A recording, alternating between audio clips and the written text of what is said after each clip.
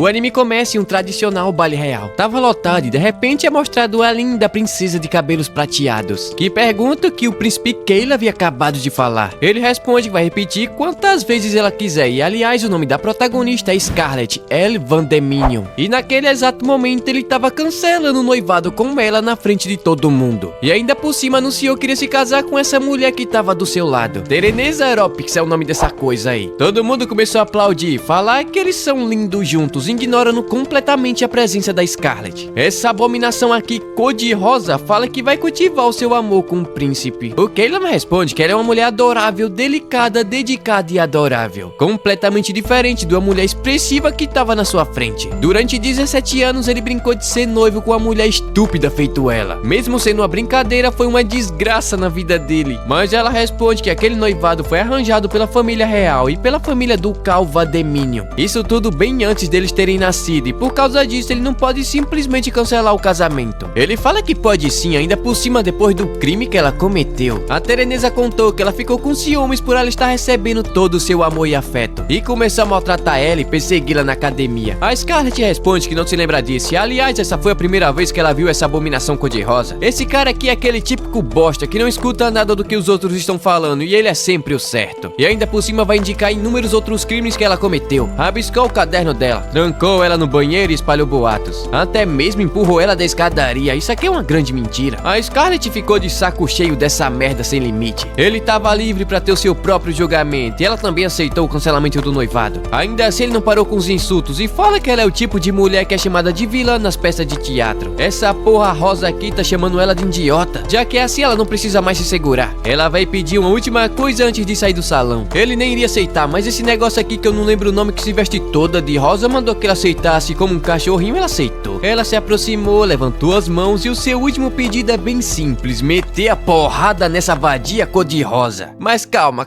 antes de apreciar esse soco bem dado, vamos voltar no passado pra ver como resultou toda essa raiva. Desde pequena, nossa garota adorava bater em outras pessoas, e é uma terapia pra ela. Não se passou nem mesmo uma semana que ela espancou o moleque e já quebrou a cara de outro, mas como foi pra salvar uma criança pebleia, isso acabou aliviando o seu lado. Mas ela responde que não é como se ela tivesse saindo por aí batendo em qualquer um sem motivo. Ela faz isso pelo bem do povo e pelo bem do mundo. Mas tudo que ele viu foi ela alegre, coberta de sangue de outro menino. Vai ter um baile semana que vem, ela vai ser apresentada à sociedade. Depois disso ela vai ter que se comportar como uma mocinha delicada. Então o baile finalmente chegou e o príncipe Keila foi perguntar se ela era a tal da Scarlett. Ela se apresentou formalmente como uma gracinha, mas esse cara aqui começou a chamar ela de burra. Era só falar que sim, a partir de agora ela vai trabalhar pra ele. E eu já tô puto com esse moleque. Essa peste é o segundo príncipe noivo da nossa garota, ou pelo menos era. E eu errei aqui, mas vai ficar desse jeito mesmo. E assim seu inferno começou. Ele começou a maltratar Scarlett de todas as formas possíveis e impossíveis. Ela falou pro seu pai, mas ele não podia fazer nada. Foi a família real que arranjou o noivado. Então ela aguentou.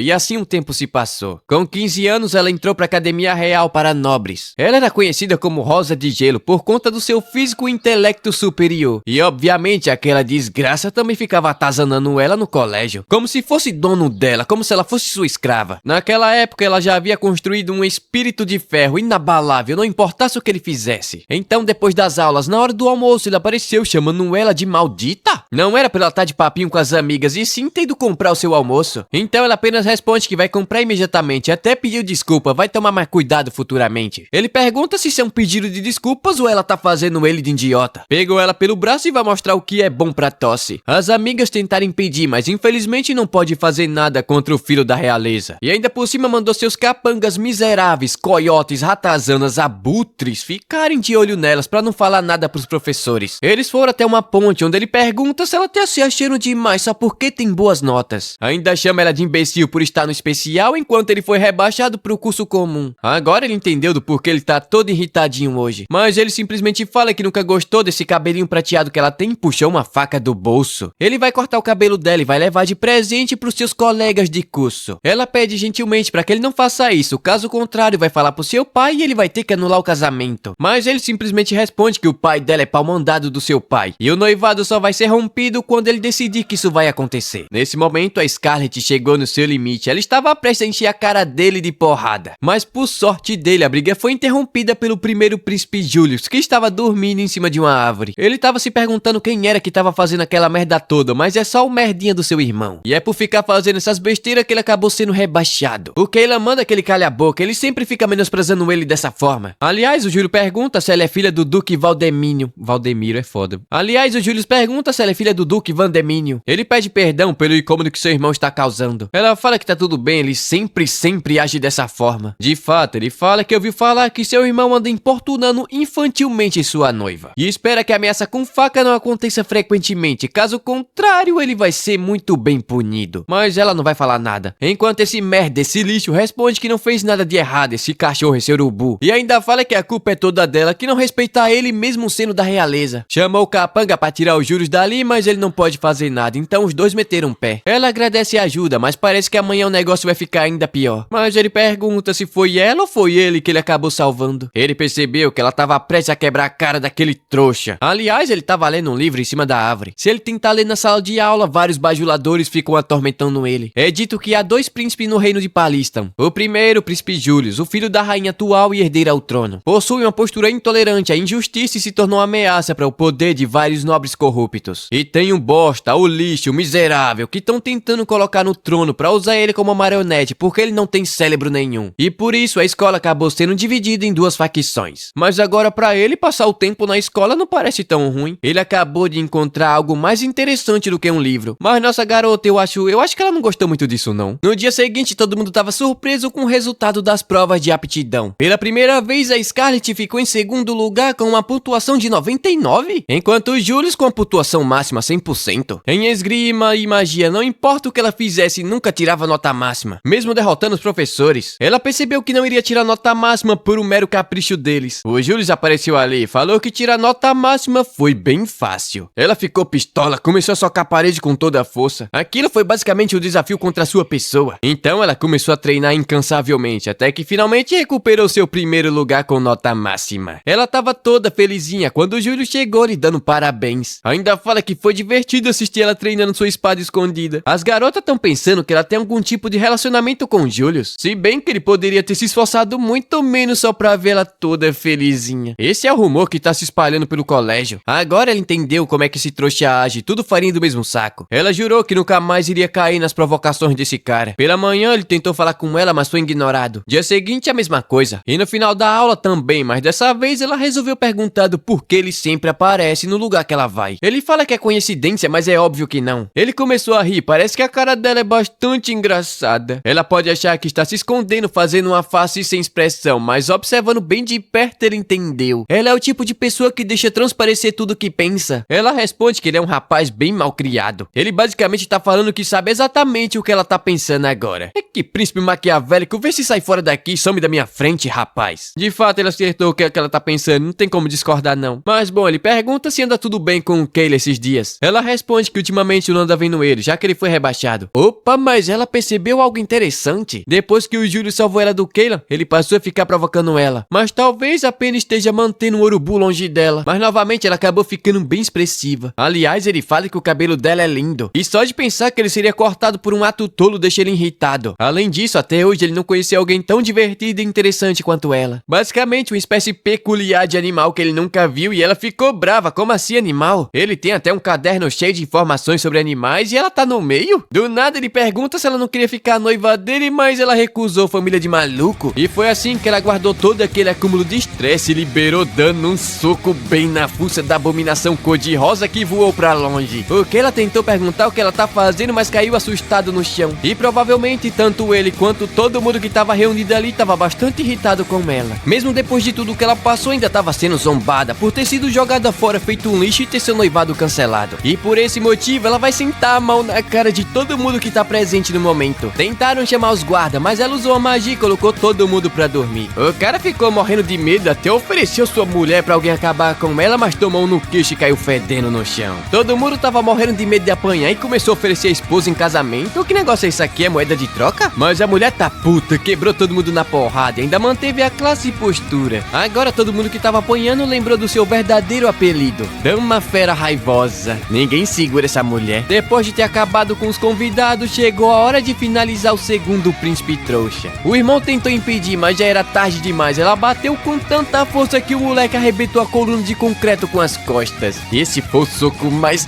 satisfatório que eu já vi. E assim, finalmente, ela esvaziou toda a raiva que estava acumulada em um único soco.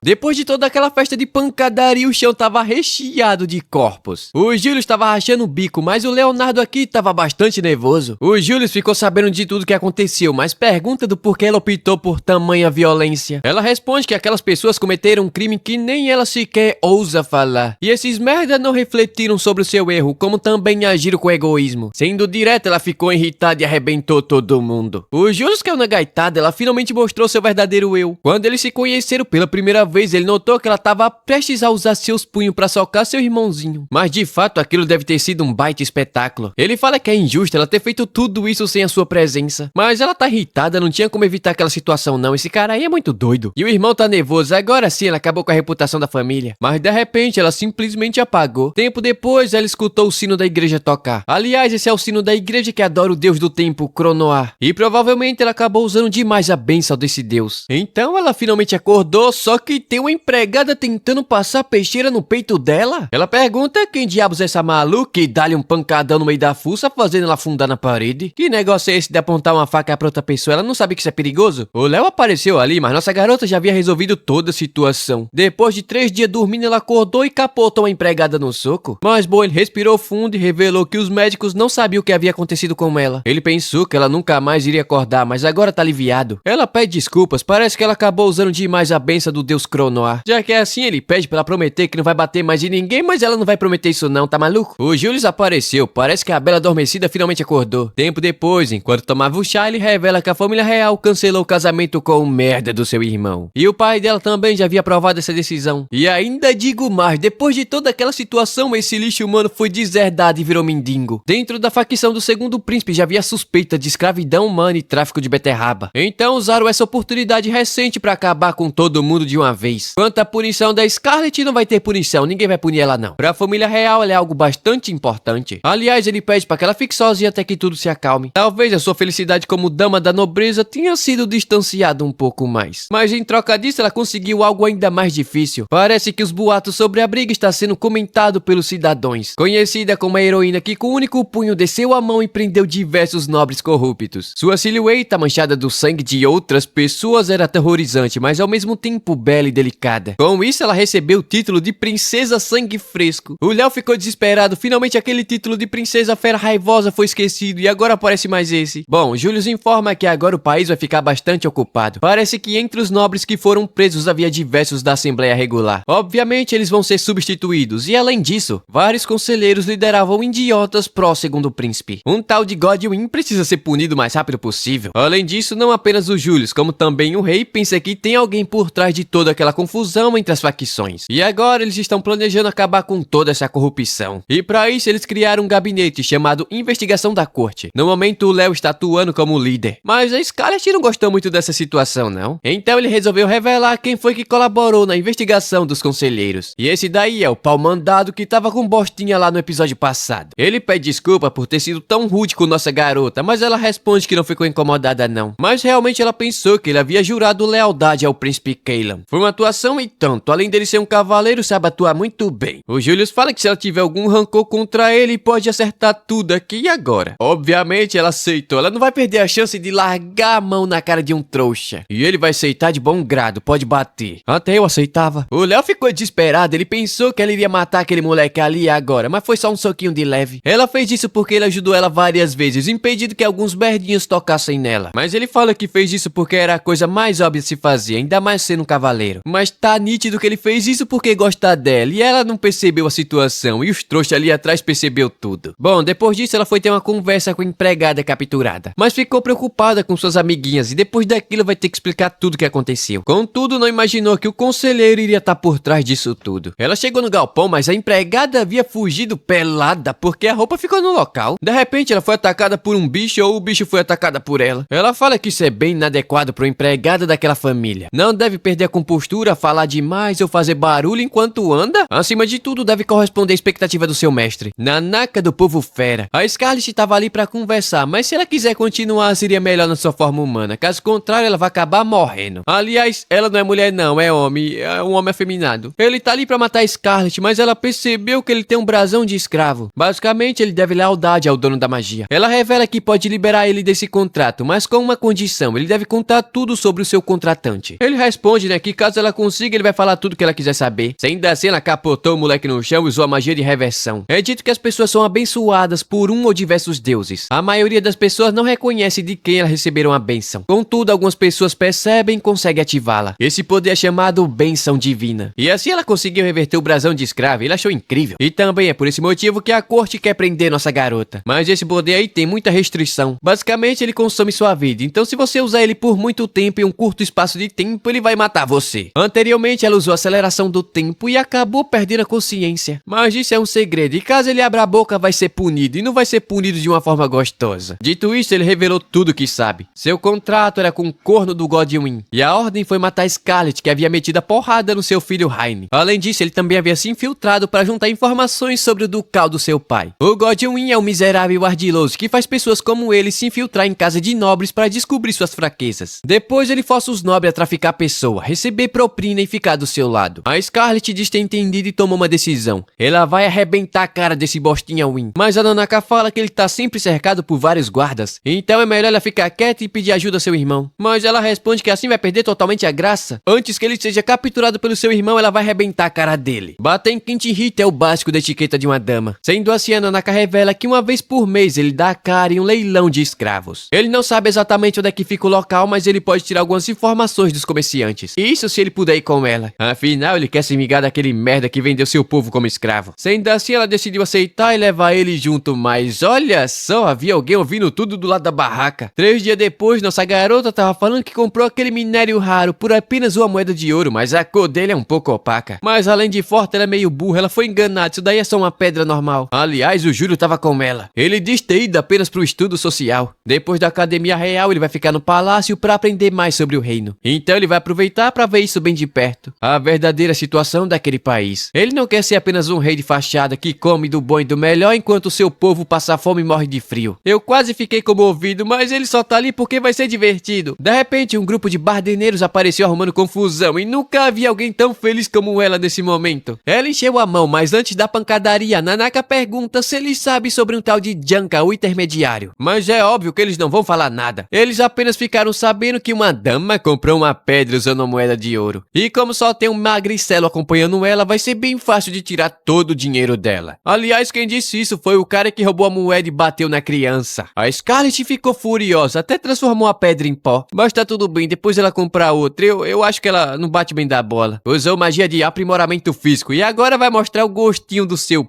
punho. Usou aceleração e o primeiro a rodar foi esse careca aqui, literalmente. O outro tomou um chute na barriga, se não morreu não caga mais. Deu um chute e fez o bêbado sair voando, ela não é muito boa com os pés não. E finalizou com um chute na coluna vertebral. E agora ela tá tão leve, tão feliz, isso daqui é melhor do que terapia. O maluco aqui não tem um olho, mas nesse momento ele conseguiu enxergar direitinho. Essa daí é a Scarlet, a princesa da porrada. Ela tem mais título do que apelido. E o Júlio estava caindo na gaitada. Ele só sabe dar risada esse corno. O caolho tomou na testa e caiu dormindo. Já a última ameaçou ela com a faca, mas a mulher tá boladona com a cara dele. Esse verme havia roubado a moeda da criança e ainda por cima bateu nela. Ele ficou de joelhos e jurou devolver o dinheiro que roubou. Mas ela pergunta se ele já deixou alguém que implorou daquele mesmo jeito escapar. Se ele bate nos outros, também deve estar preparado para apanhar. Antes de morrer, ele revela que o Junkie fica escondido em uma taberna bem adiante. Só que isso não salvou ele de tomar um socão bem dado. O Julius aplaudiu e ela pergunta se ele fez alguma coisa além de ficar olhando. Obviamente que não, até porque ela não iria gostar nadinha. Mas ela fez uma carinha que não bateu o suficiente. Ela tentou disfarçar, mas ele responde que ela não precisa mentir pra ela mesma. Até porque, do jeito que ela é agora, é bastante interessante. Ela ficou irritada. Depois disso, o Júlio seguiu pra taberna informada. Dessa vez, quem vai resolver é ele, pois caso contrário, a Scarlet iria quebrar todo mundo na porrada. Ela até pergunta se ele quebrou o braço dele, ou perna, ou um dedo, ou uma orelha, sei lá, alguma coisa do tipo. Mas agora a pergunta que fica é: como eles vão infiltrar um escravo dentro do leilão? A Nanaka fala que pode resolver essa situação situação. E como ele vai fazer isso, você vai ter que deixar o like nesse vídeo pro próximo episódio. Rapaz, eu vou falar pra você. Pensa no anime bom. Esse daqui eu tava esperando desde a temporada passada. Uma princesa completamente diferente daquela do Príncipe Clark. Ela deveria ter aprendido com essa daqui, socada a mão na cara daquele moleque. No pai, na mãe, e todo mundo. Mas no fim não, ela se casou com ele como se nada tivesse acontecido. Mas é isso, nos vemos de novo no próximo vídeo, porque eu já tô ficando irritado. Deus abençoe. O episódio começa com um cara perguntando se nossa garota tava procurando uma espécime rara de escravo. Contudo, mesmo ela falando que deseja um escravo escondida dos seus pais, uma nobre como ela se relacionando com um delinquente miserável feito Junkie vai acabar manchando a imagem da nobreza. De fato, ela responde que não tem como encontrar esse cara, mas pergunta qual a relação dele com o Junkie. Ele responde que não são nem tão próximos assim. Na verdade, ele só tem um contrato onde ele traz escravos que fugiram da favela. E lógico que tenha valores de mercado. Por exemplo, elfos, anões, pessoas aladas, demônios e tudo de ruim. Assim também como o povo fera, que são os produtos que possuem o maior valor no mercado. Ela pergunta como foi que ele percebeu, mas é óbvio, a aparência dele entrega. Sem falar que ela se deu o trabalho de ir até ali e buscar um escravo. E obviamente que ela levaria um escravo excêntrico. Além disso, ele já serviu como um ótimo cartão de visitas. O trouxa começou a rir igual um psicopata, enquanto a Scarlett estava se segurando pra não socar a cara dele ali dentro. Mas no fim ele pergunta qual tipo de escravo ela vai querer. Então ela revela ter ouvido rumores sobre um leilão de escravo e gostaria de fazer parte dele. Ele responde que para participar do leilão vai ter que passar por uma verificação, dizer sua verdadeira identidade e comprar no mínimo 6 escravos. Mas isso vai levar cerca de 6 meses. Mas ela fala que se o problema for dinheiro, ela vai pagar o quanto for necessário. Todavia ele sugere um belo acordo. Ela vai entrar no leilão como um parente da sua família, mas em troca disso ela vai ter que entregar o seu escravo. Eu pensei que agora esse cara iria apanhar igual uma malavéia, mas ela aceitou o acordo. Mas obviamente isso estava dentro dos seus planos. E pensar que pessoas importantes estariam reunidas nesse tipo de lugar, fazendo esse tipo de coisa. Mas de fato, seu plano estratégico foi um grande sucesso. Tudo saiu como previsto, mas a Nanaka ficou surpreso. Parece que ela dá conta de resolver as coisas na conversa. Ai, toma,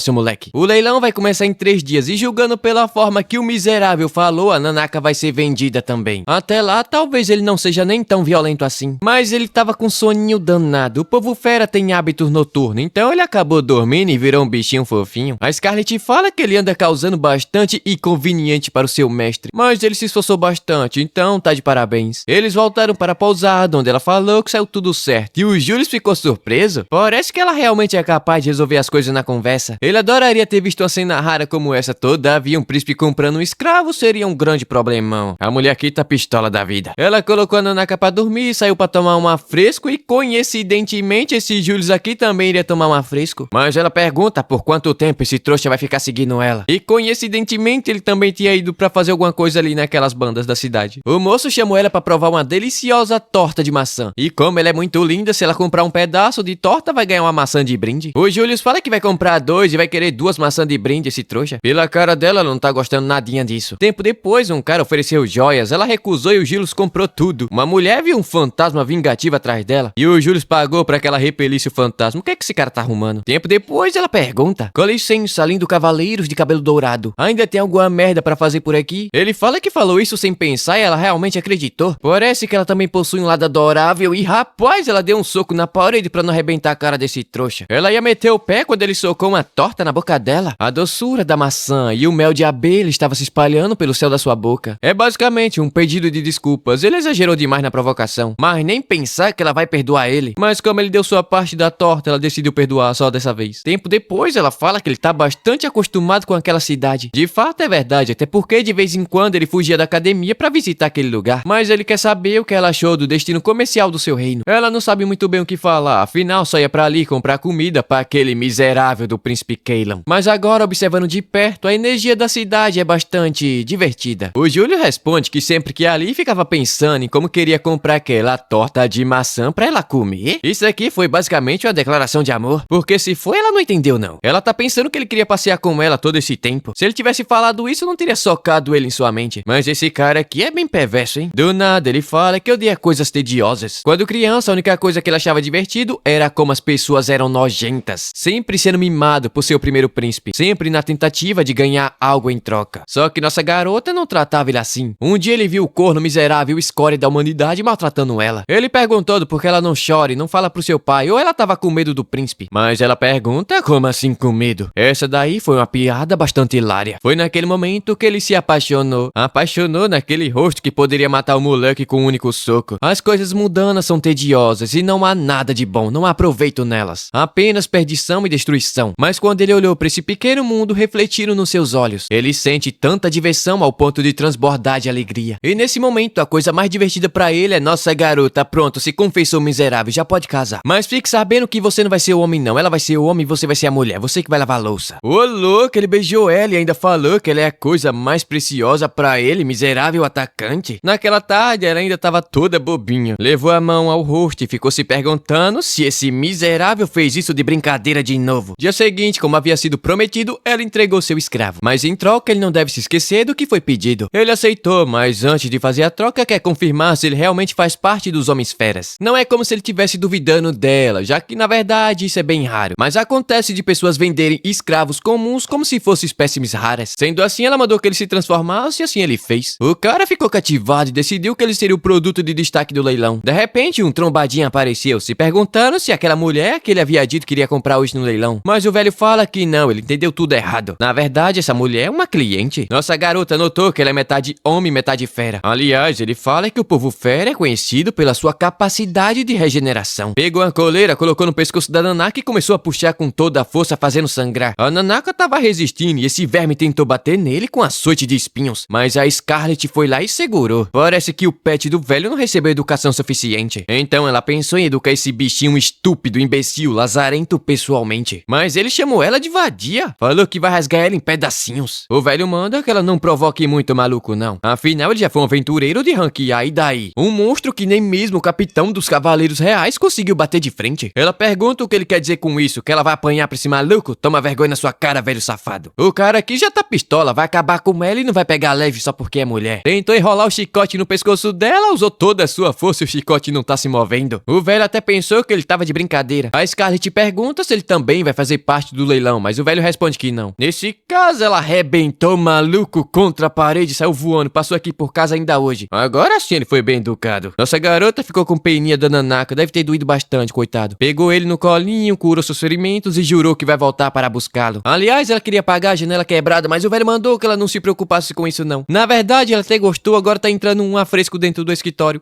Vocês acham que ele vai cobrar pra tomar um soco desse também? Bom, depois dele ter falado o local e horário, ela tava indo embora quando de repente esbarrou com seu irmão que tava com a cara de doido. Ela foi levada de volta pro Palácio Real, junto com um príncipe aqui que não serve pra nada, esse imprestável. E bom, aqui eu vou falar resumidamente de uma maneira dinâmica e bem resumida pro vídeo não ficar muito chato e sem graça, já que é muito blá blá blá. O Léo fala que eles arrumaram um baita problemão com toda aquela imprudência. Mas o Júlio responde que pelo menos eles descobriram onde ficava o local do leilão de escravos. Mas não é isso que o Léo quer falar, ele tá falando do risco de perda do reino. Além disso, ela é sua preciosa irmã e ele não quer que ela vá pra um lugar como aquele, mesmo sendo chamada por dois apelidos perturbadores que ele odeia. Além disso, ele descobriu que de fato o leilão estava sendo organizado pelo Godwin. Como a parada vai acontecer em 2 dias, ele vai organizar alguma coisa, basicamente uma operação pro dia do leilão. Mas ele mandou que a Scarlet voltasse pra casa. Mas ela recusou, nem a pau que ela vai aceitar isso daí não. Desde o dia que ela terminou seu noivado com aquele lixo humano, várias coisas aconteceram. Ela não se segura mais e voltou a ser a dama raivosa. Já perdeu até as contas de quantas pessoas ela fez de saco de pancada. Além disso, conheceu vários tipos de pessoas, inclusive pessoas que viraram escravo e foram forçadas a obedecer ordens. Crianças que sofrem sem ter o que comer por vários e vários dias. Nobres que ficam ricos tirando um pouco do pobre, cometendo crimes para saciar sua fome de quero mais. Um corno de cabelo dourado cuja alegria da vida é atormentar ela, e eu acho que esse daqui foi bastante específico. Ela sempre se perguntou do porquê pessoas boas que haviam nesse mundo eram as que mais sofriam, enquanto esses merdas corruptos enchem o bolso de dinheiro e vivem uma vida cheia de privilégios. Mas tem uma coisa que ela tem absoluta certeza, que se for bater em alguém, que seja nesses nobres balofos. O Júlio caiu na risada enquanto o Léo aqui tá entrando em pânico. Mas bom, além disso, não há somente nobres da classe alta nesse evento. Há uma grande suspeita que o Godwin está ligado a uma tal de Vakshi. Essa cidade é um império com cerca de 300 anos de confronto contra Palistam, uma nação governada por domadores de dragões. No entanto, com cessar-fogo recente, as duas nações deveriam estar criando um laço de amizade. Os detalhes ainda estavam sendo investigados, mas provavelmente o indivíduo ligado ao Godwin pode ser da tropa aérea, basicamente da Ordem de Dragão Celestial Carmesim. Enquanto isso, um velho ordena um assassino que eliminasse nossa garota, que causou uma grande confusão no casamento. Tempo depois, uma garota estava querendo falar sobre uma arma, presente enviado pela Palmeia, mas o velho se acha porque também recebeu um equipamento mágico dessa mesma pessoa. pessoa. Só que a diferença é que a arma tira a vida de pessoas fortes, enquanto esse colazinho aí não faz nada. Olha só, é a vadia cor-de-rosa que mandou que ele usasse a arma pra matar quem atrapalhasse seus planos. E assim acabou mais um episódio. Mas antes de você fechar o vídeo, deixa o seu like e seu comentário. Depois que recebi o strike, o engajamento do canal acabou. Dito isso, Deus abençoe.